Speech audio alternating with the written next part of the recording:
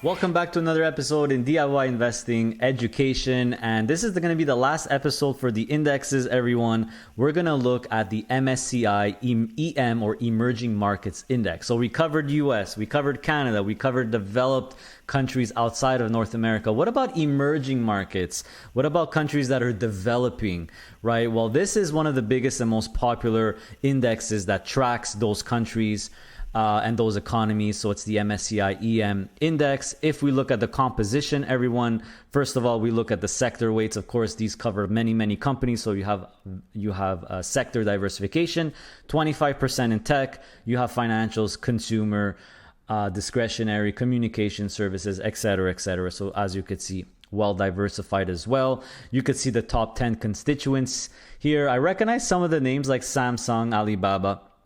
We might not recognize all of them. And if we look at the country weights, of course, number one developing country is definitely China with the biggest percentage. There's also Taiwan, India, Korea, Brazil, a bunch of other countries as well that are considered developing or emerging markets, emerging economies, right? So when it comes to the ETFs that track this particular index, Global X Canada has, once again, you covered with four versions, four of them.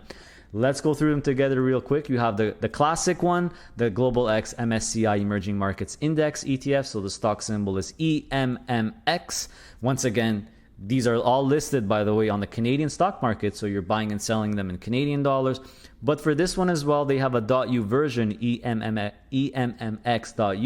which you still listed in Canada, but you could buy and sell in USD currency. So like you probably guessed already, everyone, this one is basically going to track that index, right? So you're going to have a lot of the companies that we've already seen in the top here, like Samsung, and basically these holdings will get you that access to the MSCI Emerging Markets Index.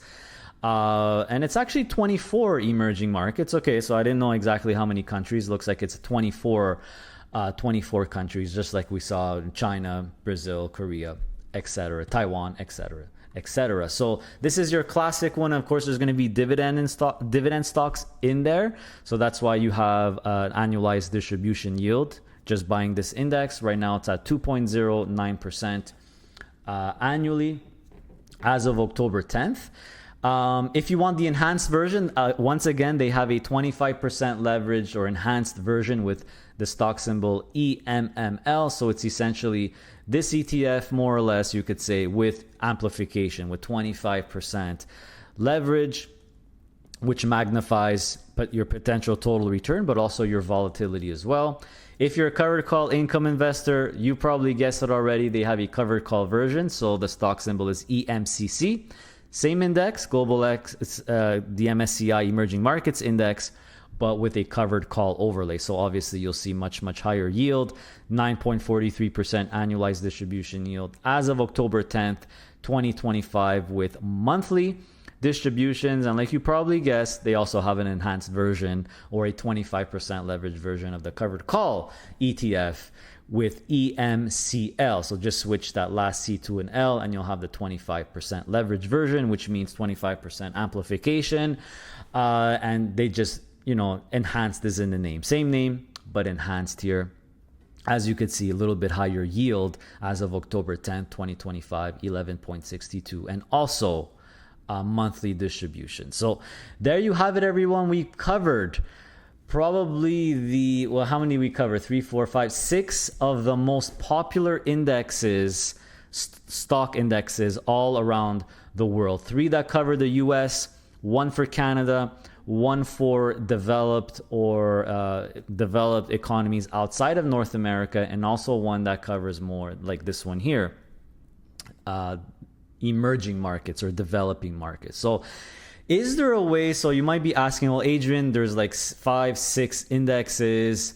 Do I have to get all of them? Is there a way to get maybe all of these indexes all together in one ETF, so I could invest pretty much in one ETF that has exposure to all the indexes we just saw? The answer is yes, and we're going to take a look at that in the next episode. It cannot get any easier than that. This is a great way to get you exposure to these indexes in one ETF wrapper. We'll check it out in the next episode, guys. See you then.